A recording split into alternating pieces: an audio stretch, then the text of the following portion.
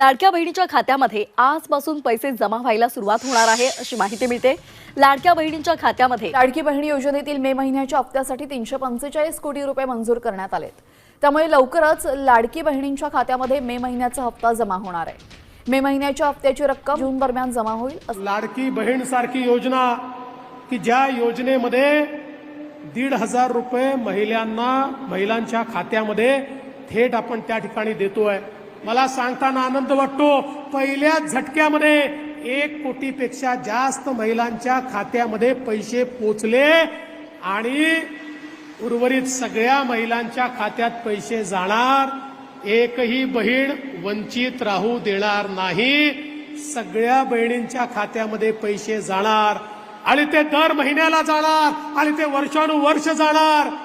तुमचा आशीर्वाद जोपर्यंत आमच्या पाठीशी आहे ना, ही योजना कोणीच बंद करू शकत नाही, कोणीच बंद करू शकत नाही।